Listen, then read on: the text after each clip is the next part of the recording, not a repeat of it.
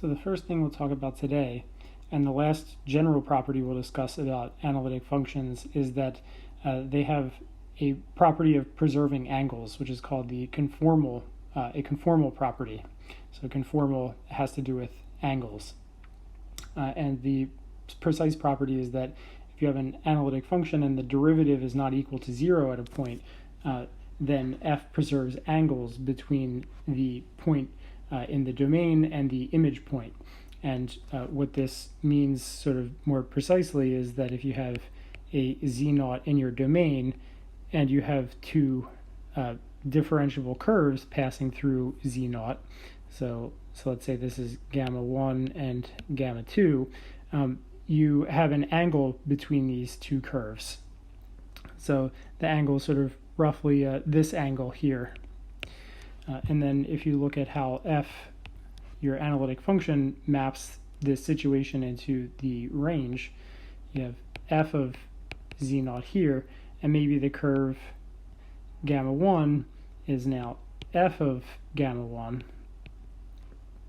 But this angle here, so the angle in the previous picture has to be the one that's made between f of gamma 1 and f of gamma 2. So it can't change that angle there as you map from z0 to f of z0. And so the first thing to do to make this precise is that we have to define what we mean by the angle between two differentiable curves. So let's make that definition.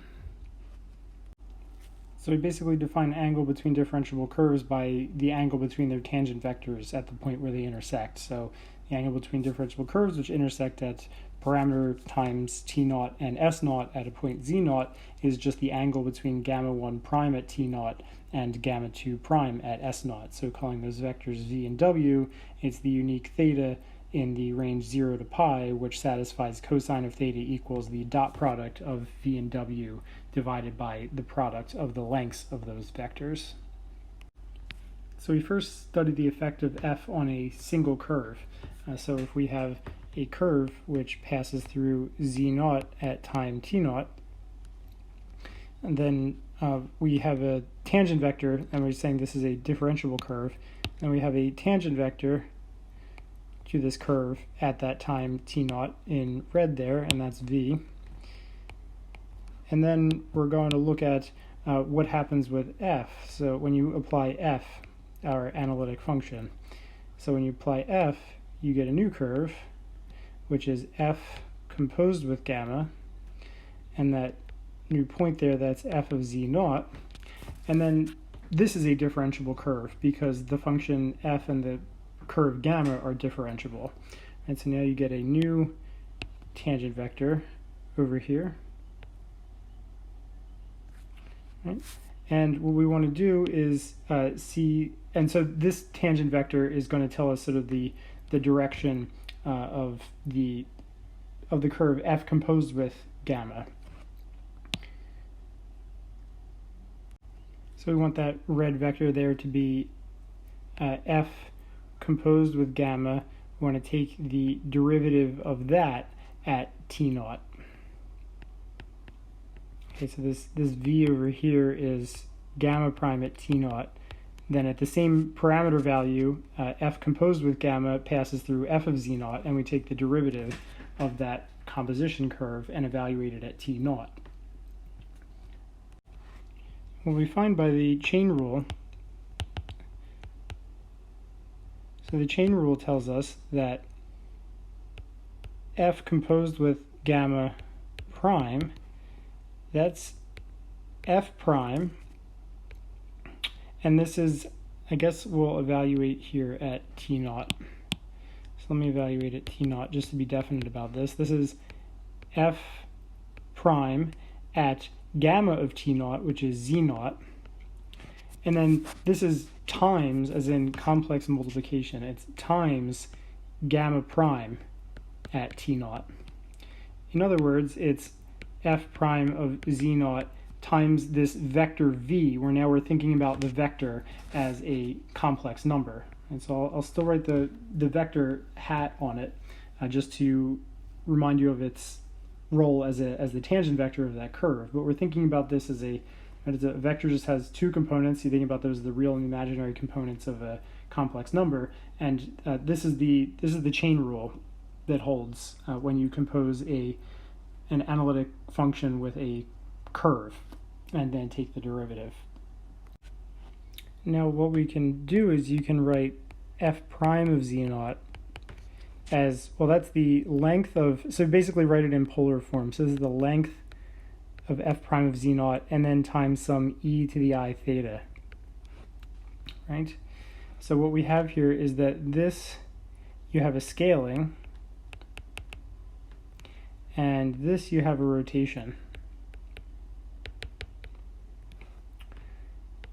So that tells you that this f prime of z naught times v, the effect that this f has up here on this v, on the vector v, is it maps it over, and the resulting vector you get is scaled by the norm of f prime at z naught, right? So you have that scaling there, and then it's rotated by some angle theta. So this is basically, this thing here is a magnified and rotated version of v.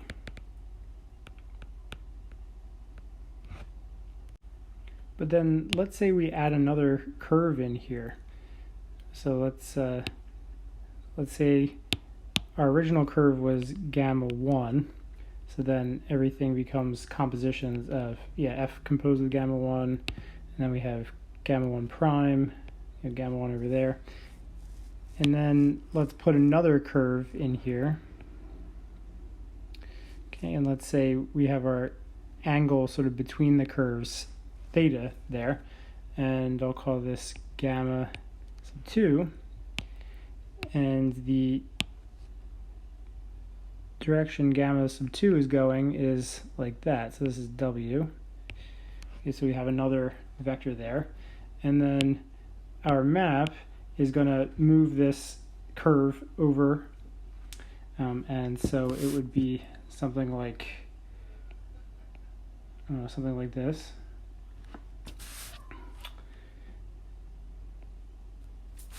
And so we would have, so this curve here, this is f composed with gamma 2, and that's going to move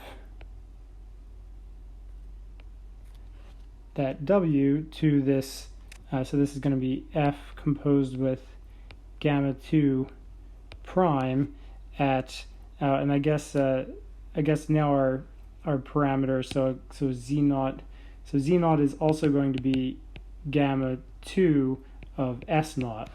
So this is gamma 1, and then we have gamma 2 prime at s naught is equal to w. And so this blue one in the image here, this would be evaluated at s naught. And so we would have the same thing. Or there we had gamma 1, f composed with gamma 2 prime at s naught. The same calculation, that's just going to be f prime z naught w, right? And this is norm of f prime of z naught times e to the I theta w.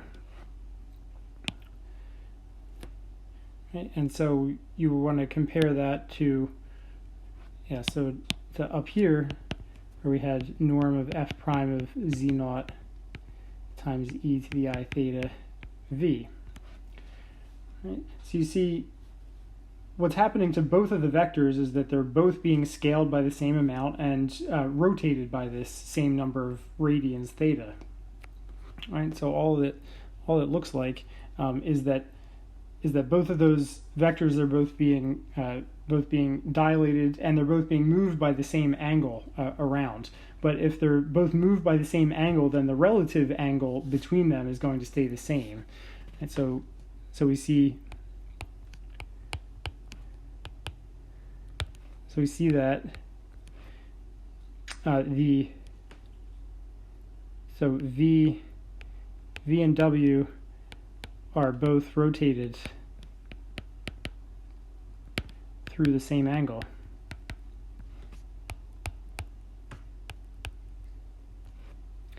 So their relative angle stays the same. So the angle between them stays the same. The angle between them should stay the same.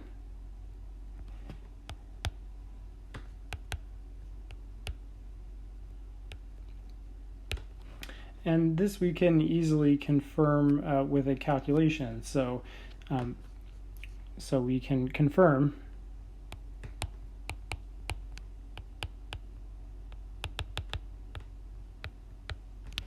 so all we have to do is look at the angle between this vector here and this vector here. So the angle between those two vectors is the dot product of them. So we have, so I just write these down. So if we let alpha between 0 and pi denote the angle between these two transformed vectors, then cosine of alpha, you take the dot product of those two vectors and you divide by the product of the lengths of those two vectors. And we can operate on this pretty easily. So we have up here we have just these scalars multiplying the vectors. So these vectors on top. So this part here. So this term and this term. The multiplications inside you can think of as complex multiplication, and then once you have those two complex numbers, toggle back and forth between thinking about them as complex numbers and vectors. This dot in between those two in the blue rectangles, that's a dot product. So thinking of those as vectors, you're taking the dot product of them. And now the red circled terms, those are just scalars that are all going to cancel, right? So that's going to cancel there, that's going to cancel there, that cancels there, that cancels there. And something else that's also going to cancel is these e to the I thetas. And so in the bottom here we have the length of this product of complex numbers. That's going to be the product of the lengths, and the guys in yellow here are unit length vectors. So those are going to disappear. And so this is going to be equal to e to the I theta times that vector v, that complex number, then thought of as a vector dotted with e to the I theta times w, those dotted together, and then divided by the length of v times the length of w. And now this last part, we can formally verify this. Again, you should think of this, the top here is just you've rotated v and w through an angle of theta, so that shouldn't affect their dot product. And the way we can confirm that is that you might want to remember that if you have two complex numbers z and w, if you take their dot product, you can recover that as the real part of z times w bar. So this numerator is the real part of e to the I theta times v, thought of as a complex number, and then e to the minus I theta, because that's the conjugate of e to the I theta, and then times this vector w, and then the bar of that thought of as a complex number. And then what you see happens here is that the e to the I theta there, so this e to the I theta and the e to the minus I theta, the multiplication commutes, and so you can put them next to each other and then they annihilate each other, and you're just left with the real part of v times this w, the complex conjugate of that, over norm v norm w. And that is, again, using this formula just to go back, this is v dotted with w over norm v times norm w. And that is cosine of theta, where theta is the angle between the vectors v and w. And so we see that the cosine of the angles there is equal, and so since the angles are taken between 0 and pi, that implies that alpha equals theta. So the angle between the vectors v and w is equal to the angle between the image vectors in this picture over here.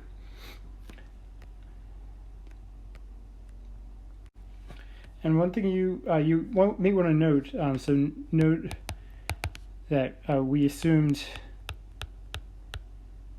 f prime at z naught not equal to 0 when we did this computation here.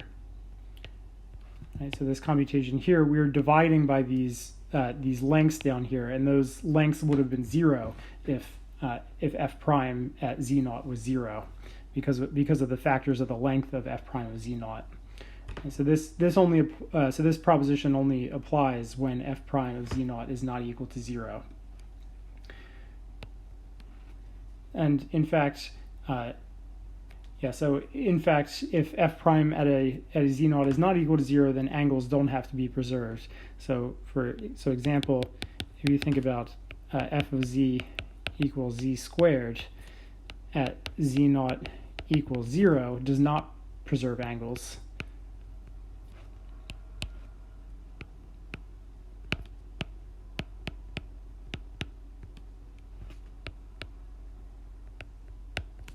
And that's easy to see because the positive real axis just maps to the positive real axis, and the positive imaginary axis, so the positive reals is like this, the positive imaginary numbers like that, but their images,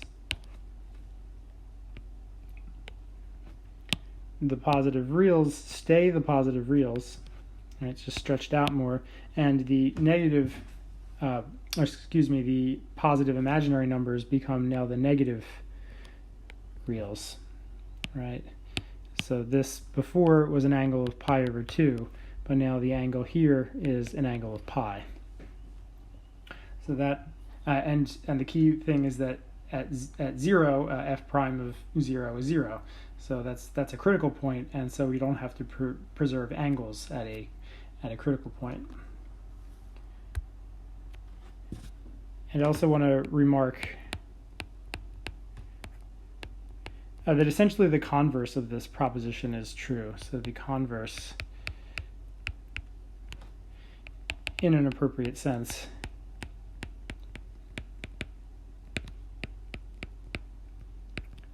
is true.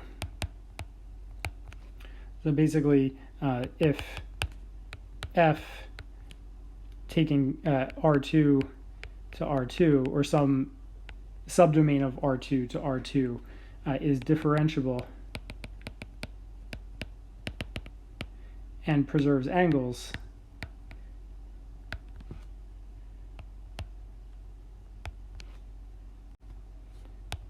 and the partial derivatives of f don't all vanish simultaneously,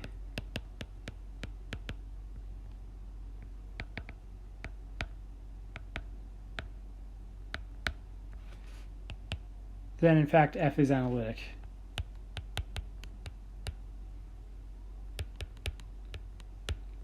So the partial derivative is not vanishing. That's like equivalent to f prime is not equal to 0. Okay, so so essentially analytic functions, at least not near their critical points, are exactly the same thing as a map which is conformal, a map which preserves angles. So they're really the same kind of thing, and that makes analytic functions very useful in applications for a variety of physical reasons. So one of the great theorems about conformal maps in general, which is really just about analytic maps in some sense, is the Riemann mapping theorem, which is well beyond the tools that we have at our disposal right now. But I can tell you the result because it's easy enough to understand the statement. And the statement is that there exists, for any given simply connected domain D, there exists a bijective analytic function which maps that simply connected domain onto the unit disk. So in other words, some ways you might hear this said sometimes is that any simply connected domain is conformally equivalent to a disk. or is biholomorphic to a disk. So in some sense, complex functions, complex numbers can't really, in some sense, tell the difference between a disk and any other simply connected region. So like a polygon, like I've kind of drawn here.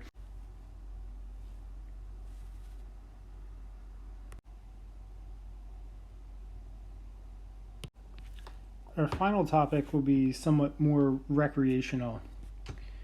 So we'll be talking about linear fractional transformations, which are also known as Mobius transformations. And I want to motivate these transformations by first discussing the context in which they appear naturally. So the place where they appear naturally is in what's called projective geometry.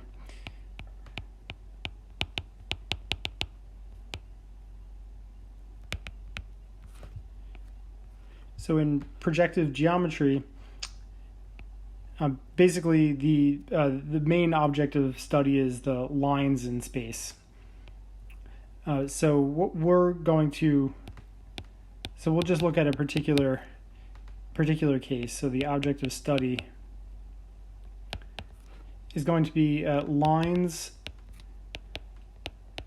through the point 0, 0 in C2. C2 just being all of the Z0, Z1, where these Zi are complex numbers. So to try to visualize this, so we're talking about geometry, what you do is just visualize, basically just visualize R2, except you just label the axes with C.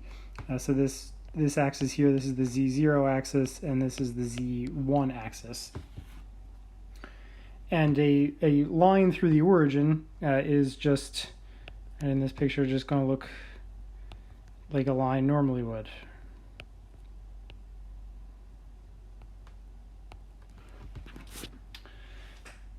So it's a legitimate question to wonder, well, why would you study lines through the origin in C2? What's the, or lines at all for that matter? And that's a sort of complicated historical question.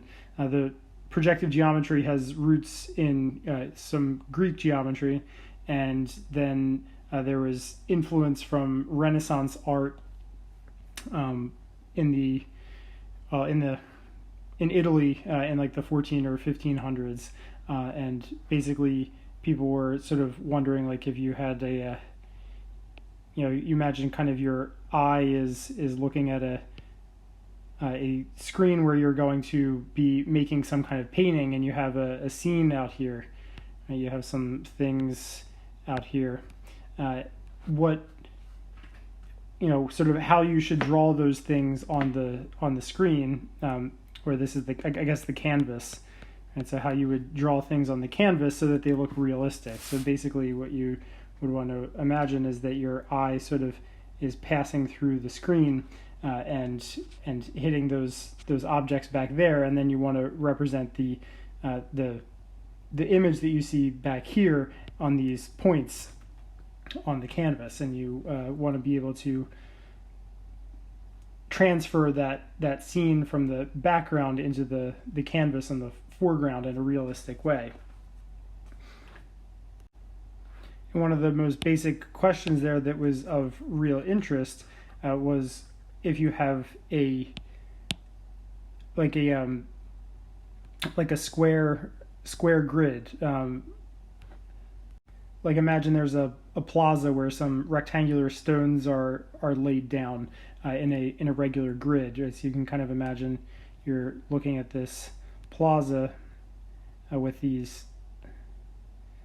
Right, so you kind of have a scene like this, and how to really accurately represent that so that it looks realistic, so that it really looks like like it looks when you're staring at such a thing in real life. And so the study of lines and how lines kind of change with perspective when you project from your line of sight through a canvas and then onto the ground became an object of study. And so I'm not doing it justice in that brief description, but that's sort of the historical roots, and it became a geometric subject in its own right.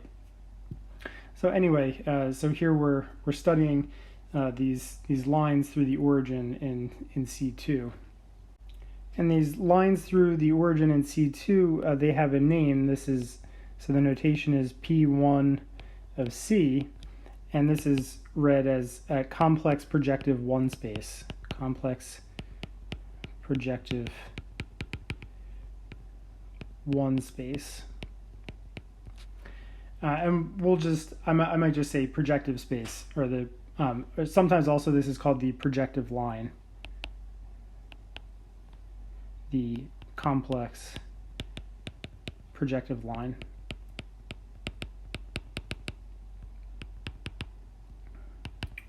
And we'll see why that might be an appropriate name later, but we'll probably just say the projective line. Okay, so this set of lines in C2 is called the projective line itself, and we might see why that's appropriate soon. So the first thing we want to do is basically ask ourselves, what's a good representation or notation, or how do we for lines, and how do we distinguish among them? And so the answer comes through just being precise even about what a line in C2 is. So just like in R2, where a line is just the linear span of a vector, of a non-zero vector, that's exactly what a line in C2 is. It's the span of a non-zero vector. So a line is going to be determined by some non-zero vector, and any other non-zero vector which is a multiple of it will do. So the answer comes from, well, any line is determined by some pair z0, z1, which is not equal to the zero vector in C2. And that is, it's the span of this vector as the span of this vector.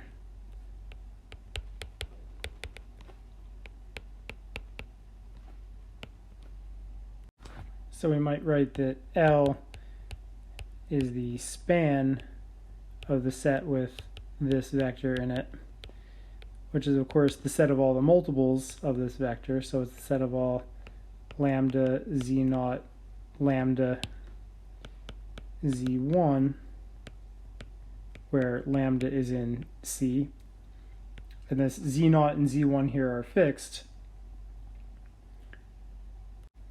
And the typical notation is that L is, right, so if we have such a spanning vector for our line, that L will just write, instead of the round brackets, we'll write it with square brackets. And it's important to realize, so note that L does not uniquely determine this pair, so it does not uniquely determine the pair z0, z1. And that's just because any non-zero multiple of that pair also has the same span. So any non-zero multiple, lambda times z0, z1, which is equal to lambda z0, lambda z1, where lambda is not equal to 0, has the same span.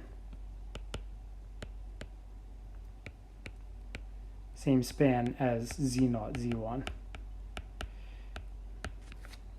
So another way you can think about this this notation, that L equals z0, z1, is that this describes an equivalence class. So this is an equivalence class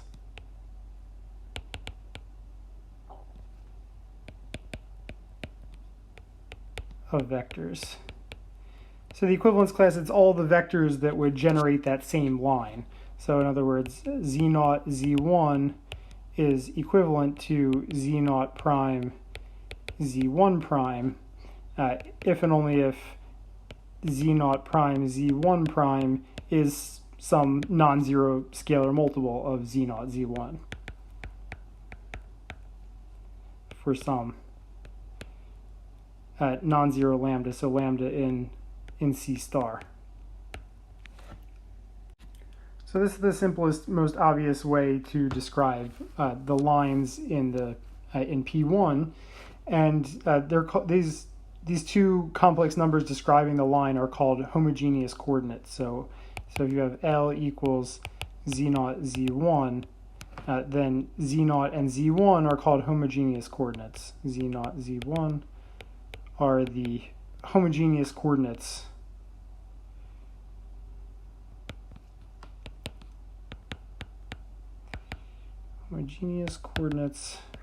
of L. However, this way of describing the lines in P1 can be a little annoying and disconcerting because of the non-uniqueness issue, that there's more than one pair of homogeneous coordinates that describe the same line.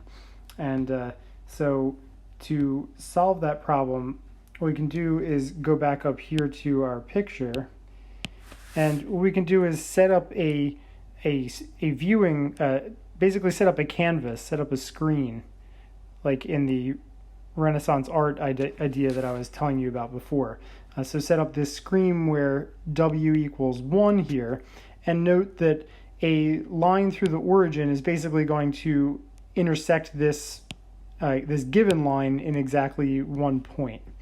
So you have the points of intersection here and here. And so we can describe our line by the so we can describe any line we want as by its point of intersection with that given line there. So new idea is describe our lines by their point of intersection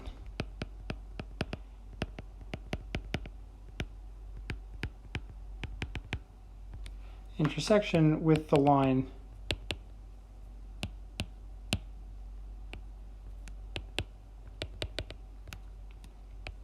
W equals 1. So let's say we have our line L with homogeneous coordinates z0, z1. That is, z0, z1 spans this line. And now, so the basic picture is that you have your line here, and z0, z1 is this vector here, and then you have the screen at W equals 1. And so basically what you're doing is you're replacing, so this point here, that's going to be, and so it's going to be that vector there, which has a second coordinate equal to 1, right? But that's also got to be spanning that line there, so that's just some multiple of the given vector z0, z1, and it's obviously equal to 1 over z1 times z0, z1. Right? So this first coordinate here must be z0 divided by z1. So in our homogeneous coordinates here, we can write this as, so this is the same as, so since z0 and z1, so we can write z0 as z1 times z0 over z1, and z1 is just z1 times 1. And since this line is an equivalence class of all the vectors that are related by a scalar multiple, this is just, so our line is equally well described as the span of z0 over z1 comma 1. And since this 1 here is fixed, the w equals 1 there, we can basically use this number here to sort of uniquely describe our line. So we might call that just z. And this z is just a complex number. So we kind of have this correspondence here between our homogeneous coordinates z0. So you have a line described by homogeneous coordinates z0, z1. That's going to lead to a complex number, z. So you're going to have z0 over z1. So let me just describe the correspondence forward and backwards. So z0, z1, that leads to z0 over z1, which is equal to z, right? Just a complex number. And then if you're given just some complex number, well, that leads to the line, which is spanned by z, comma 1. Right? That's a comma there, not a 1.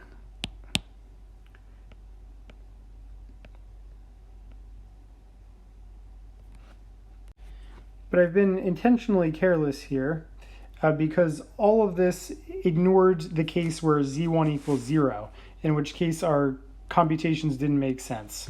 Right, so this ignores when z1 equals 0. So let's redo our analysis thinking about z1 equals 0 now. So when z1 is 0, our z1 axis is the second axis. That's up here. So that tells us we're on the z0 axis. Right, so that must be this line down here. Right, so our L here is z0 comma 0. And that doesn't intersect the screen, right?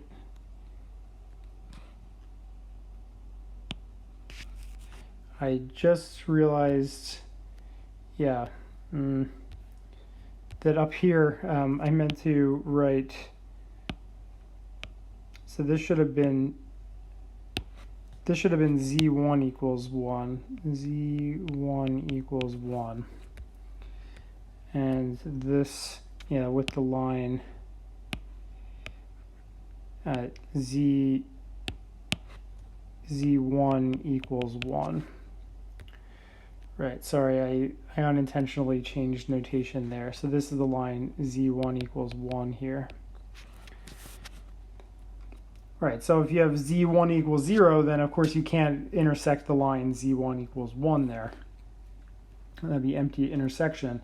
So there's no intersection point there with which to describe this line in the way that we were intending. However, we do we do have a canonical description of this line, because this here, so this z naught here must be not equal to 0, right? So this z naught here is not equal to 0, because this vector z naught 0 has to span the line. And what we can do is we can write this as z naught times 1 and z naught times 0. And so this is just the same thing as the line spanned by 1, 0. Right, and so we see that so in the case when z1 equals 0, there's only one line there, right? So this is the only line. So this is the only line we missed in the analysis above. We missed in our analysis.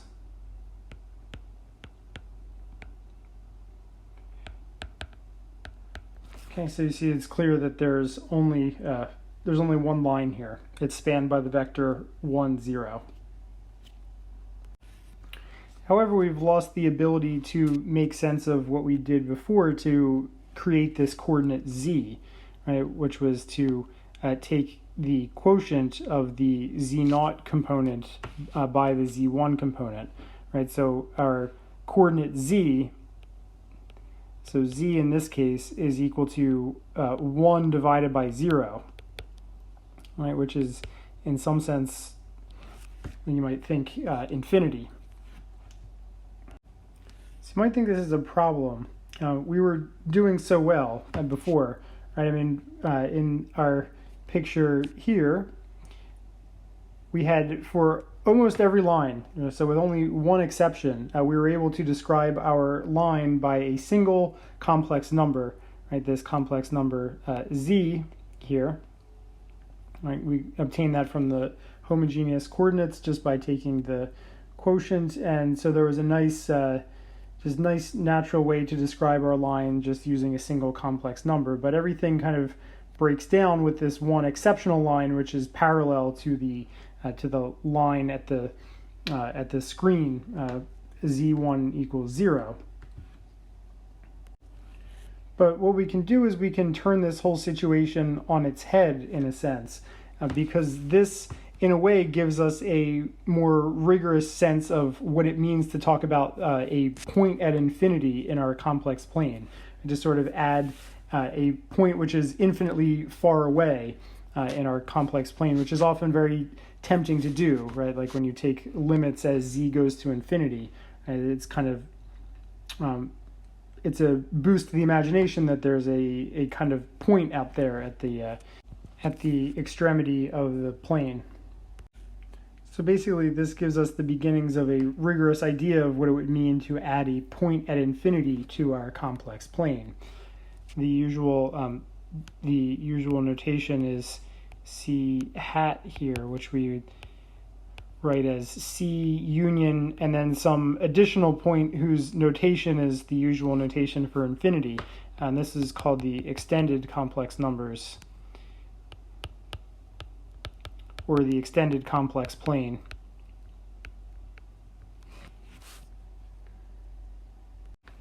And as we've seen, this is in correspondence with the projective space, so projective 1 space.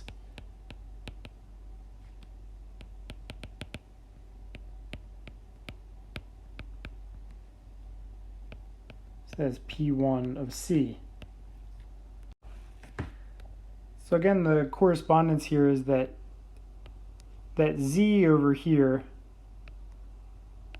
goes to the line which is spanned by z comma 1.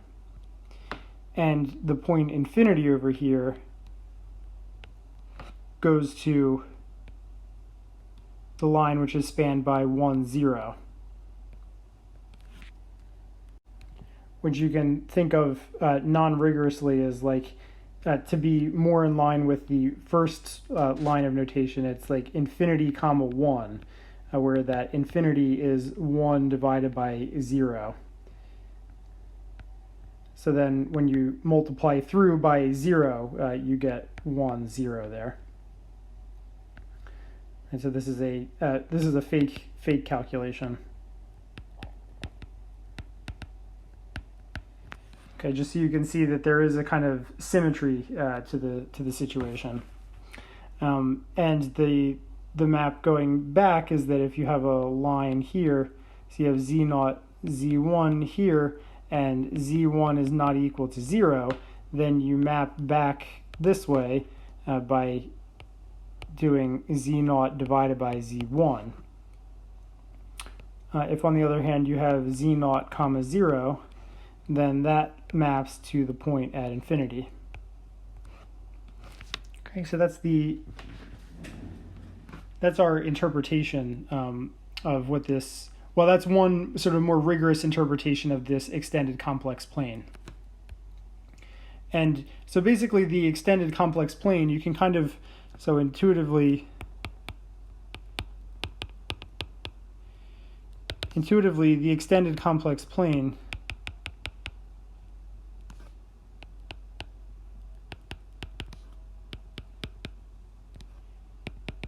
is the screen at z1 equals 1 in that picture that we drew before. And so this is your z0, z1. You have this screen at z1 equals 1. And so every line here, so every line you draw is going to get a coordinate, and that coordinate is going to come from the z. So that's the z. Well, really, technically, this is z comma 1, but you can, because the 1 is fixed, so you can sort of just drop the 1 and just think about this by its coordinate z. And then as the lines move, the z varies, right? And so the lines moving around, so this would be like a z prime. Your lines moving around, that's just like your points moving around on this complex line here. And then the point at infinity, that corresponds to the horizontal line down here. So this blue, that's your point at infinity for this extended complex plane. So if you think about the extended complex plane as the screen here at the red, right, as your points intuitively move out towards infinity, right, so as they move further and further out, they become closer and closer to horizontal. They're closer and closer to the blue line there, right? And that happens in sort of either direction in this picture. Right? But you have to remember that in this picture, at our red line here, we've only drawn that in one dimension. That's really, it's, so that set of z1 equals 1, so the set where z1 equals 1, that really, more rigorously, it's the set of all z0 comma 1, where z0 is in C. Right? So there's really a whole complex plane worth of stuff there. So there's really sort of more than just the two directions that are indicated in this picture. But no matter what direction you go off in, you end up, getting more and more parallel to this line, the blue line, which represents the point at infinity. So that's the sense in which the point at infinity is, you can get to the point at infinity going out in any direction along the red line, along that screen, which we're thinking about as the extended complex plane. And also intuitively,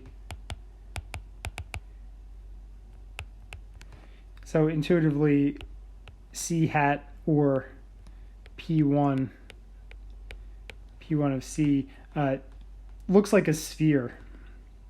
They look like a sphere.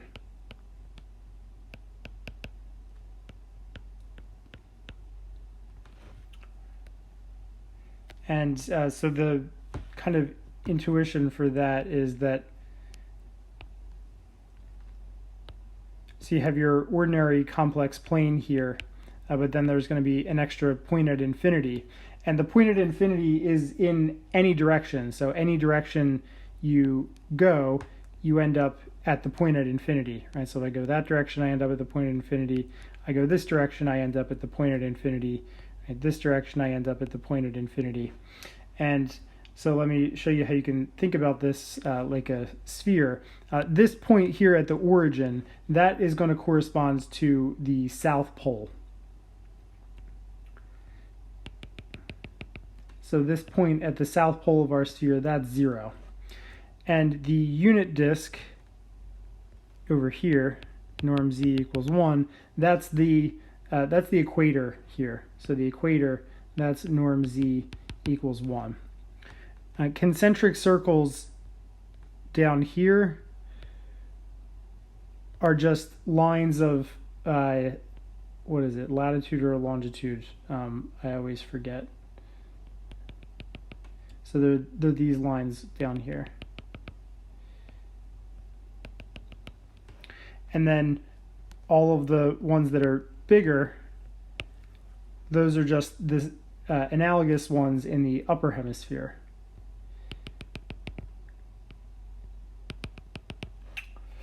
Right? And then the point at infinity, that's the North Pole.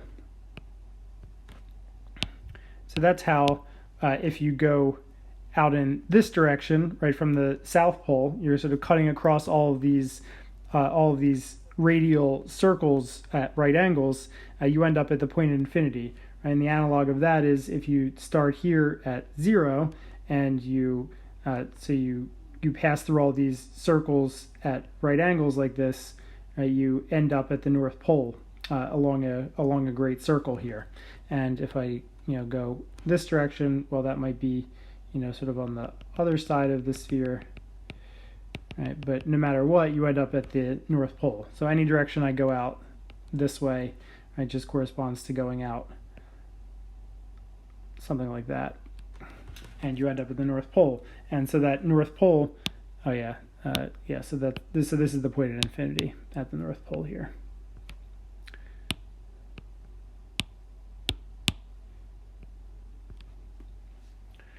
Right. So so that's one way to intuitively visualize that. And in topology, you can make this very, very precise, this correspondence.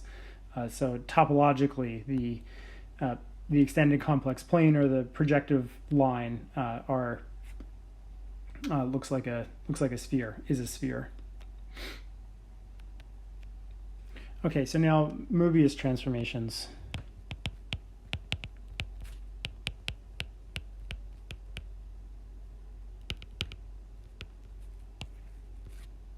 So Mobius transformations, they come from considering how a matrix acts on the set of lines through the origin.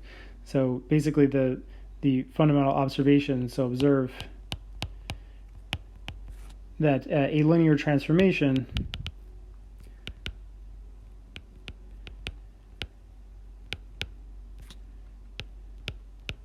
represented by a 2x2 matrix, so represented by, say, A, B, C, D, maps lines to lines.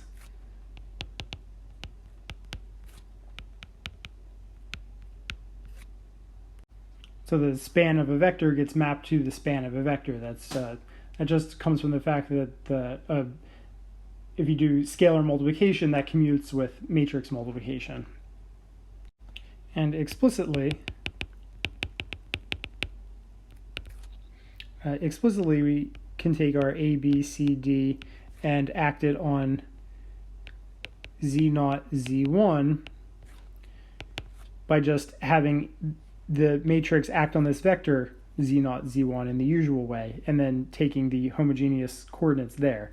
So what we'll do is we'll have A, B, C, D that will act on the vector Z0, Z1, give us a vector, and then we'll use that vector's homogeneous coordinates, and that will tell us what the line is.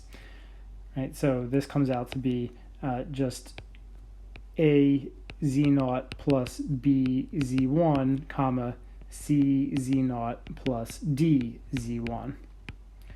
Okay, so you can take this as the definition of how a matrix would act on a line given in homogeneous coordinates.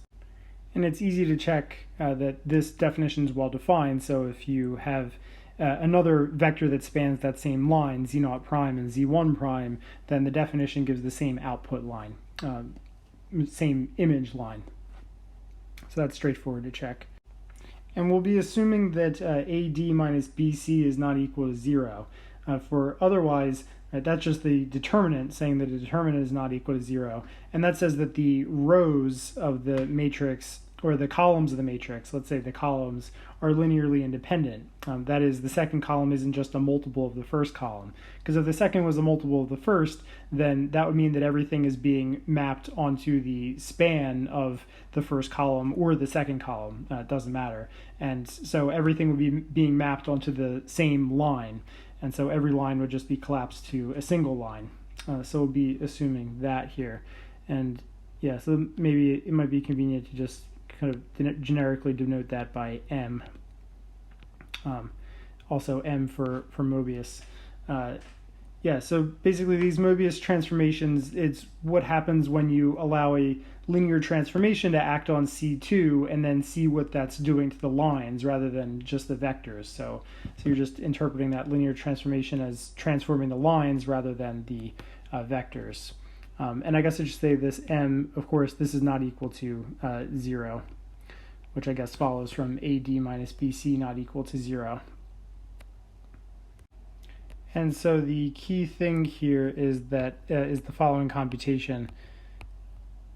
so when we have a line which is represented by z comma 1, so our z1 is not equal to 0, and then we divide z0 by z and get this, this z in the first coordinate here, this is equal to, so this is equal to, let me see, it's az plus b comma cz plus d, right? And then this, at least formally, we can divide by that cz plus d. This is the same as the line which is spanned by az plus b over cz plus d, comma 1. Right? So in other words, the Mobius transformation, sends the line with coordinate z to the line with coordinate az plus b over cz plus d. Okay, so concentrate on this z here and this first coordinate there. Now, in a technical sense, this only works if cz plus d doesn't equal 0. And so when cz plus d equals 0, that happens when z equals minus d over c. So I'm being more precise here if you care to pause the video or go back and look. So when z is not equal to minus d over c, then the computation we did above works. If z does equal minus d over c, it's not hard to see, using the fact that ad minus bc is not 0, that that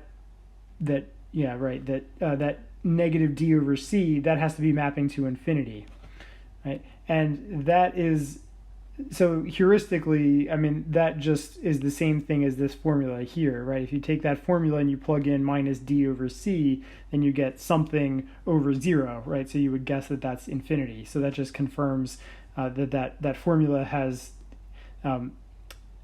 heuristic value to give you the correct answer, even when it's not technically correct. And the second line here, so all of this stuff right here, this is just figuring out where the point at infinity goes, and this just tells you that in the case where c is not equal to 0, so when c is not equal to 0, infinity goes to essentially to a over c. You can see here, which is exactly, if you just take the limit as z goes to infinity of az plus b over cz plus d, what you get just from calculus is a over c. So basically you get the right answer just by sort of plugging infinity in the most naive sense. The only time that's not correct is when c is actually equal to 0, right? So there's no z in the denominator there, and then of course infinity goes to infinity. So so you plug infinity into az plus b and you get infinity.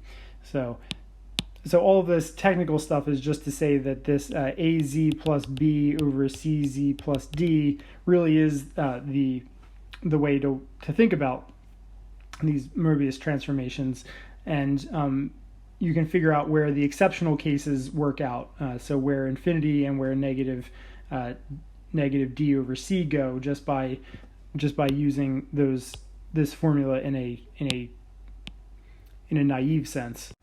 So the definition then is that a linear fractional transformation, or a Merbius transformation, is a function from the extended complex numbers to itself of the form az plus b over cz plus d, and ad minus bc is not equal to 0. And clearly this defines a map from c minus the point negative d over c to the complex numbers when c is not equal to 0. And this is extended formally to the remaining points in the obvious way. So when c is not equal to 0, f of minus d over c, that equals the point at infinity, and the point at infinity goes to a over c, while if c is equal to 0, then f of infinity is equal to infinity.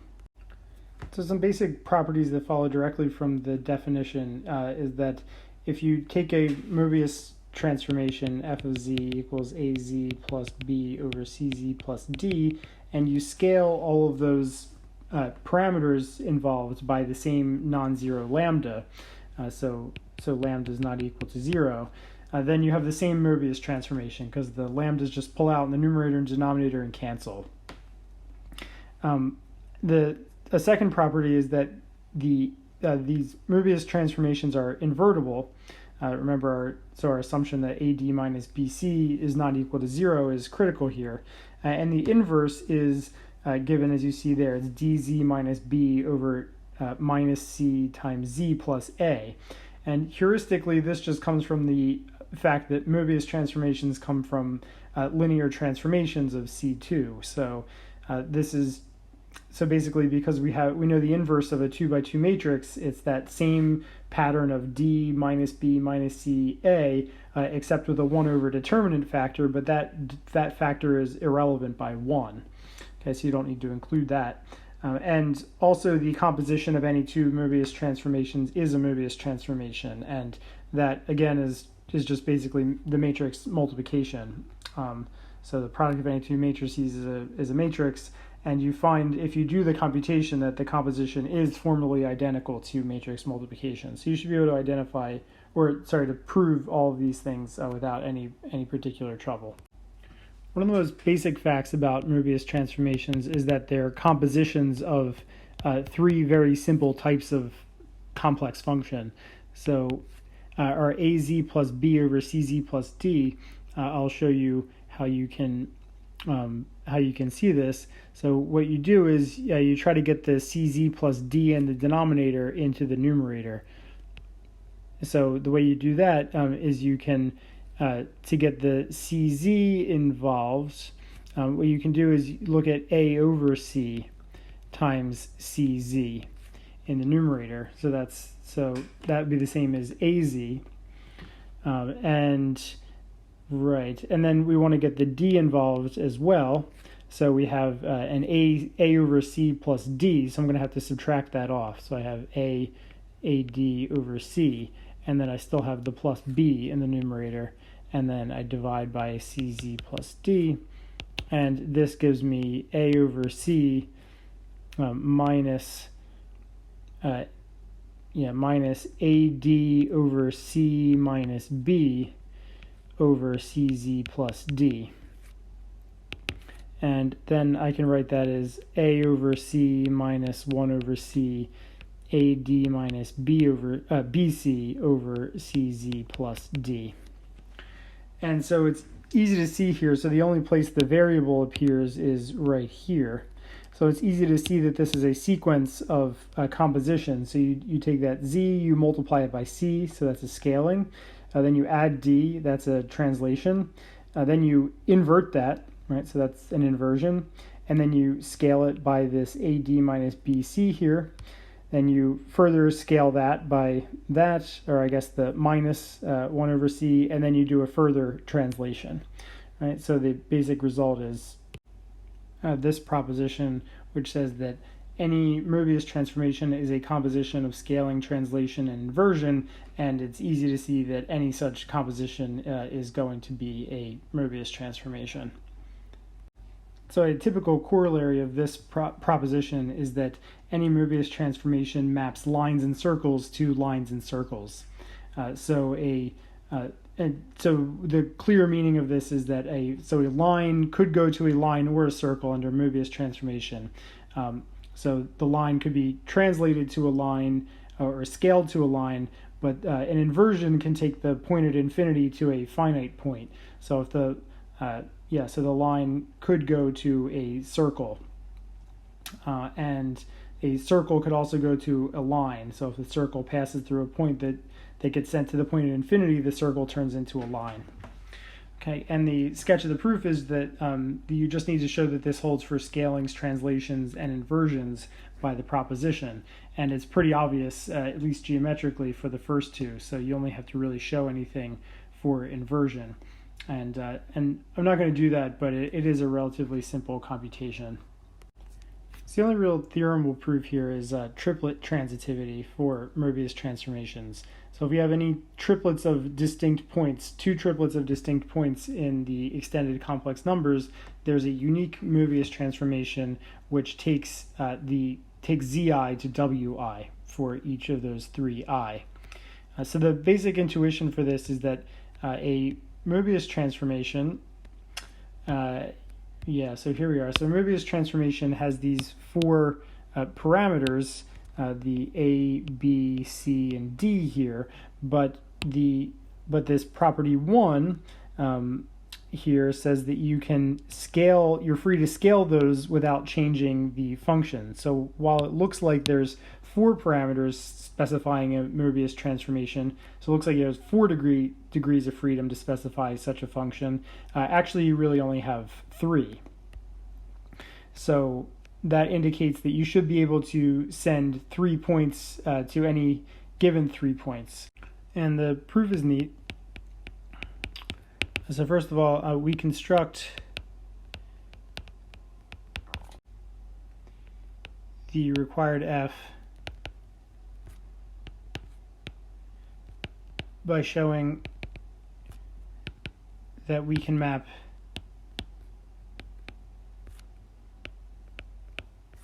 any 3 points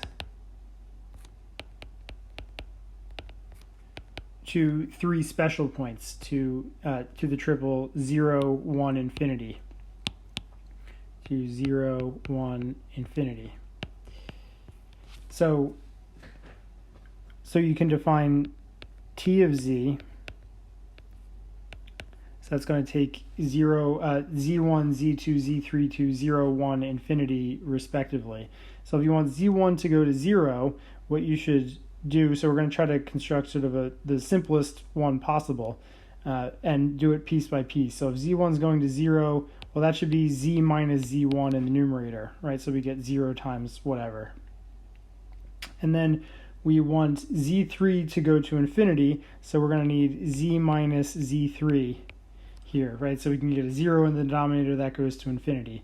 And then what we want is Z2 to go to 1, and what we get if we put Z2 into what we have now is Z2 minus 1 over Z2 minus Z3. So we just multiply by the inverse of that, right? So Z2 minus Z3 over Z2 minus Z1. And that so that then when you plug Z2 in, you just get 1. And that doesn't affect the fact that Z1 and Z3 go to 0 and infinity, respectively. Right? So T of Z, as shown, this sends the Zi to 0, 1, infinity as required.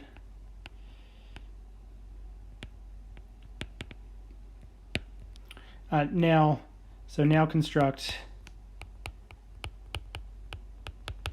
construct S of Z for the W, for the Wi, and then define f of z. So f of z, so t is going to take the z to 0, 1, infinity, and then 0, 1, infinity are going to go to the w by s inverse. So this is going to be s inverse composed with t of z, which clearly fits the bill.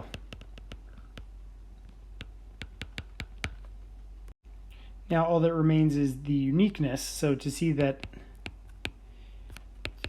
f is unique, suppose G also mapped Zi to Wi. Well, then G inverse composed with f, that fixes all of the Zi. So then that fixes all 3 Zi. Okay, and we'll see that that's a problem. So, but however, so this is a Möbius transformation, right? Because it's a composition of Möbius transformations. So, however, G inverse composed with f is a Möbius transformation.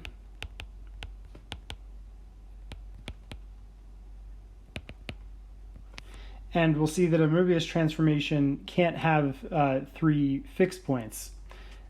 And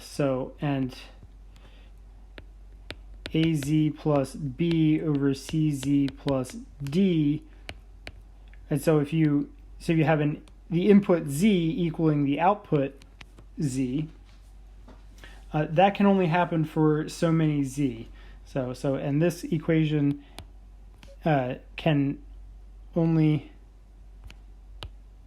have, or I guess I'll say, can only happen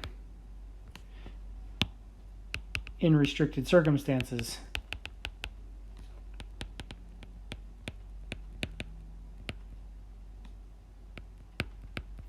So if c does not equal 0, then multiplying by cz plus d and rearranging, we get a quadratic equation. So the equation is quadratic,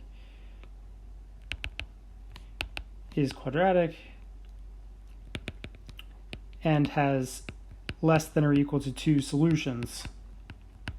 And so that can't happen. So if c equals 0, then we have a linear equation. So you have alpha z plus beta equals z, which has one solution,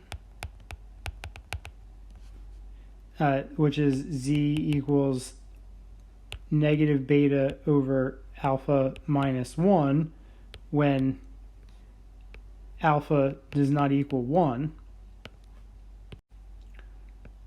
Or 0 solutions if alpha does equal 1 and beta is not equal to 0. Right? Because then you just get z plus beta equals z, and that can only happen, that basically implies that beta has to equal 0. So thus alpha equals 1, beta equals 0, and z equals z has infinite solutions, has every z as a solution. So i.e. G inverse composed with F fixes every point of C. So it is the identity map.